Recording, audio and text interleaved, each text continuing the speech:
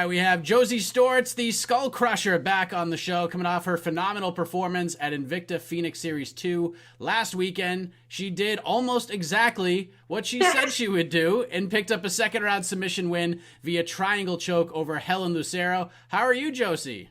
I am wonderful. Thank you for having me back. I'm excited to be here, and it was a first-round finish, so even better. Oh, that's right. Man, so all these fights and all these interviews just kind of blend together at some That's point. all right. But, it's been about a week since that win. It was an incredible performance. It was vicious. It was one-sided, and more importantly, it opened a lot of eyes. How does it all feel a week later? It still feels crazy. It feels incredible. I'm so blessed to have, put on the performance that I did. It's exactly what I said I wanted to do, and, it doesn't always work out how you expect, but this time it absolutely did, and still, Invicta just posted about it again, so just kind of reliving that through the pictures is just an amazing time, and the pictures were pretty brutal, so that's always fun. I kind of like the violence, so I'm like, yeah. How many times have you gone back and watched it? Oh my gosh, I was up at like 2 a.m. watching it last night. I was like, oh, I can't really sleep, so let me just replay this video. So just over and over. I know from doing all of these interviews that you fighters are the most self-critical people on planet Earth. And yes, I understand that with every fight, win or lose, there's always room to grow after every single fight. But there couldn't have been much to be upset about or much to be negative about when it came to that win. Is that accurate, or did you find holes like all you fighters always do? I did find holes. Oh, for God's sake! I was thrilled. It was awesome, incredible. Everybody says that I dominated the whole fight, but I got hit one time right at the beginning, and then I got swept once. So I didn't like that at all. It worked out in my favor. I ended up exactly where, I'm good. So I'm pretty good off my back, even though you don't usually want to be there in a fight. So it worked out really well, but I have been picking at myself quite a bit because, we want to have a quick turnaround. So if you want that, you better figure out where you're not good and fix it pretty quick. I definitely get where you're coming from. So if you're a teacher and you're watching the fight and you're giving it a grade, what are you giving it? I still think it's a strong A, but it's not an A+. So... That's pretty good. That's better than I expected. I thought you were going to drop a B or a B- on me everybody else does. I like to hype myself up. So. There you go. Have you noticed a difference? Maybe a spike in social media numbers, the way people are talking about you, maybe people shying away from you back home a little bit after that performance. Have you noticed a bit of a difference over the last 7 days? I have. And it's funny just because it's still so new, it's just my first Invicta debut, and social media jumped a lot. My Instagram keeps telling me the thousands of people that view my profile, and I'm like, why? Which is cool though. It's good. A lot more comments, a lot more recognition, and then everybody that I know here is just giving me a lot of crap about, being famous. So even though I'm not, but they like to mess with me, and everybody at my work, I went back to work this whole week, and they saw my fight obviously, and they were like, oh, we're not gonna mess with you, even if you get our food wrong. So it's cute, it's all fun. It's all fun. What was like your favorite comment that you got from someone that you totally didn't meet on social media? Because I saw it the whole time. Everyone's like, oh man, Josee Storts is vicious, she's violent, she's got to be a star. Like, what were some of the comments that you were seeing that really stuck out to you? I saw a lot of those too. The ones I like the most are like, this is girl's legit. Like, she's UFC material, because yeah, it's cool to be gruesome and bloody, but people that know the sport mean the most to me. So some people at my work, obviously they know the sport, they've trained it, they watched it, and for them to be able to talk to me about it and be like, your transitions were incredible, you adapted really well. Like, those are the ones that mean the most to me, because it's always, cool to watch somebody win a fight and, let them know that they're a badass, but it's much cooler to know what's going on and to receive compliments that really mean something from people that know, because it means you're in the right place. And for people that get it, it's really cool to just, kind of solidify what you already feel about yourself. But, it's nice to know that talent and, effort is paying off. So those are my favorite, the ones that know what's going on and can appreciate it. from a general perspective, the fight went pretty much the way you wanted it to go, the way that you expected it to go. Did anything Helen do in that fight? Did anything that she brought to you in that fight at all surprise you in any way? No, I was surprised that she seemed timid. I thought that she was not going to be. We thought she was going to come out swinging, like I said. I mean, I even said she was probably going to, get crazy, and I was going to try to get her to the cage, but I got her to the cage, but she didn't. She seemed timid coming out. I mean, my weigh-in was kind of aggressive too, though. So it was. We kind of tried to put on a performance this fight for sure. So I think the whole build-up really helped my street cred a little bit. But yeah, she seemed a little bit timid. She kind of just held me down from mount, and from somebody who's been training for so long, you would think that they would know that's not what you want to do when you're getting mounted. So it kind of surprised me. Just how she handled the position she was in, but nothing shocked me to change my game enough. So yeah, that's it. I just kind of adapted on how I thought, and I was extremely confident this fight, so I think that helped play a part. I was very calm, very confident, and it kind of helped me just be able to move how I wanted when I wanted. So was the Invicta experience everything you expected it to be? Like, you came out during the weigh-ins, like you said, it was rather aggressive. You had the Skeletor like bandana around your face. The image was sort of the cover image for a lot of different websites' coverage for the event. How did you enjoy being able to let that personality shine through in the way that you did? I love it. My management team, TKO, gets behind it a lot too. They always send me ideas on how to brand myself better. So that's we took it this time and really rolled with it being on such a big platform. So I had a ton of fun. Usually, like, I dress up for my weigh-ins and look cute anyways, but this time I got to weigh in, recover, and then fully get ready and like really put on a show. So that was incredible. And then the whole Invicta show, just such a difference in, venues from the amateur stage here to going and fighting for such a big promotion. It was incredible. I mean, very well put together and very sweet, and, everybody was just so awesome. So I am very glad that I get to have my next 5 fights with them. It was really good. You mentioned a short turnaround. How short of a turnaround? When would you like to return? I know there's another show coming up in a few weeks. Not sure if that's too soon or not. Your eyes just opened quite a bit there, but I would guess you'd like to get at least another one in before the year is out. So are you looking to get on the October 4th card, or that one? Yeah, I think it's October 4th, isn't it? Yeah, it's the 4th. We would have liked to. I didn't take any injuries.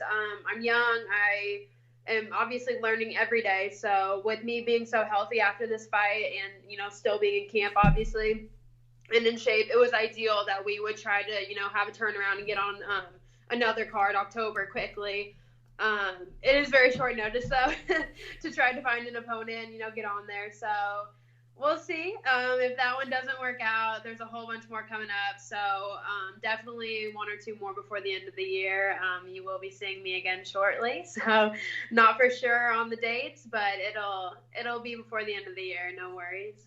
And they'll all be for Invicta? Because I know they're pretty flexible with letting you gals fight for different promotions, because there's a lot of women and there's only so many cards that could fit you guys all in on.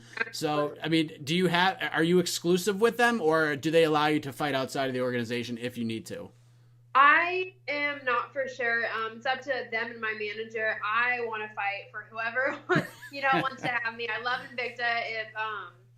If they want to put me on another card as soon as possible, I already told them that I want that. So I would love to fight with them as soon as possible. And if it doesn't work out, then we're open to seeking other options. The main goal is just, picking the fights that are right for me and going out and doing my thing and killing it. So as long as I keep fighting, I'm a happy lady. What did you think of the tournament? I know you're going to be watching that very closely. I know Miranda Maverick got the victory and came out on top. What did you think of the tournament? Did anybody really impress? Obviously, Miranda probably impressed you in some way, but who else? What stuck out to you in that tournament? I was backstage, obviously, and they have the TVs there, and I was like, all right, somebody stand in front of me, like, I don't want to watch, and I watched it anyways. So, yeah, I know. And I trained with Miranda, obviously. She's one of my good friends. We hung out down there when I was down there, so I watched all of her fights. Obviously, so proud of her, very impressed. She did amazing. I'm so glad she won. She worked so hard and was obviously very emotional after the win, so it meant a lot to her. And I thought that was amazing. The other girls, a couple were impressive. I was more impressed by the fight after mine. That wasn't the tournament fight. I can't remember her name at all, but she put on Agapova. Something crazy, yeah. Yeah, so I was really impressed with her fight. And would love to fight her eventually, but just because it'll be a cool matchup. Everybody else, I've seen them fight, or it's just they're good. Not anything I'm too impressed with or worried about. So, whenever I see them in the cage, good for them, and I'm ready to go. So that was the fun part of the tournament. I got to see how everybody does under that kind of pressure, and I felt pretty good about it afterwards. Do you like the format of those tournaments? The one round is super interesting. It's crazy to me. I don't know how I would feel going into it, but I think it is really cool. You just never know. I mean, we were at weigh-ins and everybody got their matchups like in front of us. So it was crazy. They had, a night to figure out their game plan, to say the least, and then 30 minutes in between rounds to figure out who were going to fight next. So it was really cool to see how everybody got ready for that, and kind of the anxiety and the tears backstage were crazy. So it was very emotional for everybody in the tournament, but I think it's such a cool way to do it. That's how it would be on a street fight, you never know who you're going to fight. So to be able to go out there and just, work through whoever you get is pretty cool to me. It was emotional, though. Some girls were not happy when they went backstage. I bet. It's having those situations is very real life, right? Like you just said, it's more of the street fighting style, more of the you never know what's going to happen. It's kind of like, I know there's a big grappling tournament that happened just before UFC 239. I think it was UFC 239, and it was like that. The guys and gals had no idea who they were going up against until like 30 seconds before.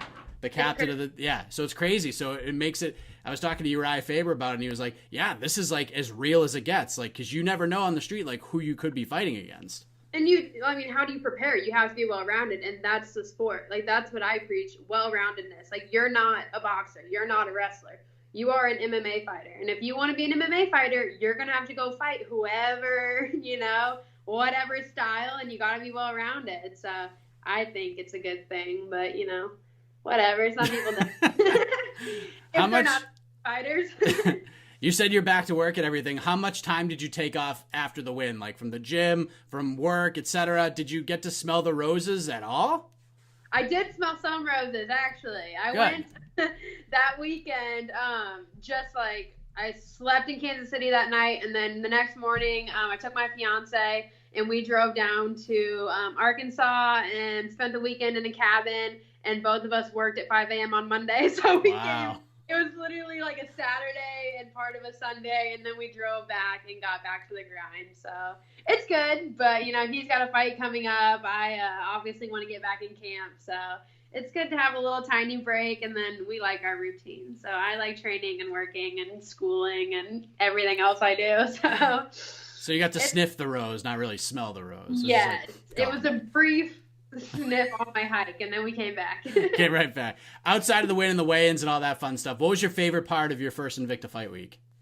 Oh boy.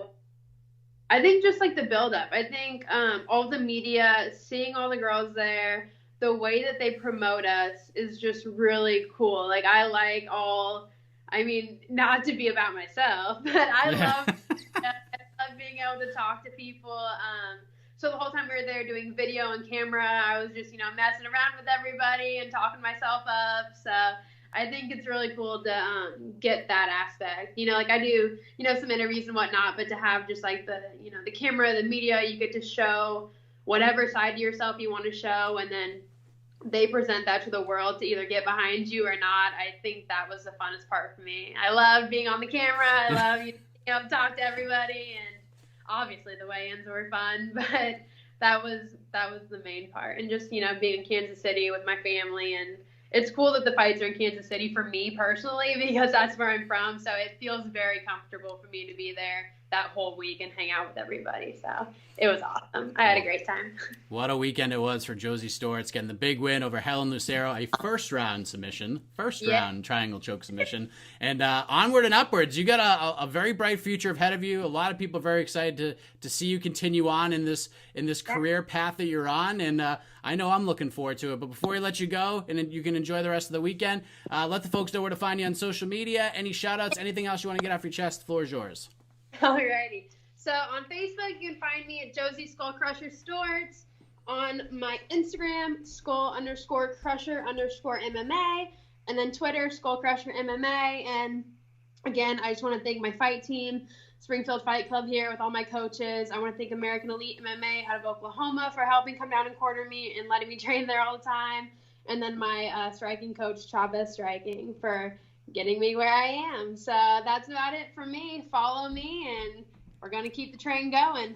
All right, Josee. Look forward to seeing you back in there soon. Hopefully it's sooner rather than later. Yes, soon. All right, talk soon. Thank you so much for having me. Have Absolutely. a good one. Bye.